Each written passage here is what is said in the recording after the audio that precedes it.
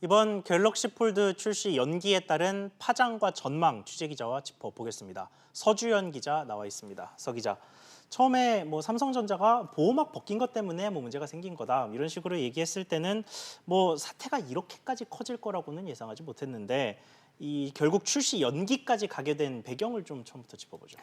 네, 처음에 말씀하셨듯이 삼성전자는 문제가 불거졌을 때 26일 미국 출시도 변함이 없다라고 계속 강조를 했었습니다. 하지만 미국에서 리뷰어들 사이에 논란은 계속 확산이 됐습니다.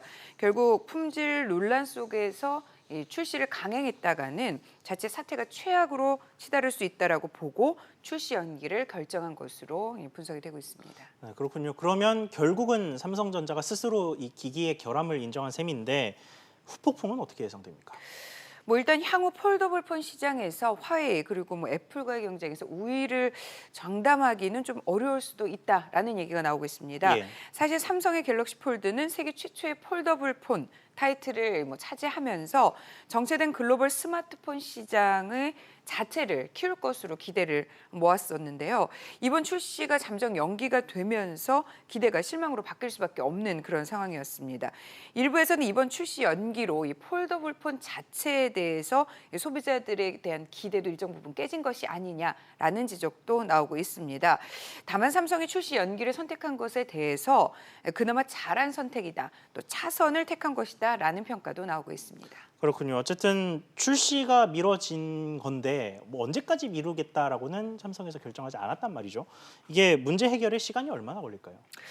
사실상 이게 조사와 기타 문제를 확실하게 파악한 뒤에 이제 시간은 알 수 있을 것 같은데요. 예. 삼성전자는 화면과 이 접히는 부분의 문제는 해결에 시간이 오래 걸리지 않을 것이다라는 입장입니다. 보완 작업이면 된다라는 얘기인데 설계 변경까지는 필요 없다라는 그런 뜻입니다. 하지만 일부 전문가들은 다른 의견을 제시했습니다. 이번에 폴더블 폰이 가지고 있는 문제가 삼성에서 주장하듯이 단순한 필름의 문제는 아닌 것 같고요. 디스플레이에 근본적인 문제가 있지 않겠나 이런 생각이 듭니다. 네, 일부 전문가들은 특히 설계 변경까지 이어질 수도 있다라는 지적을 했는데요. 폰을 접고 펼 때 이 겉면뿐 아니라 내부 부품이 움직이는 현상이 발생할 경우에는 이 단순히 경첩, 힌지에 대한 보완뿐 아니라 내부 부품 설계를 다시 할 수도 있다라는 지적입니다. 예.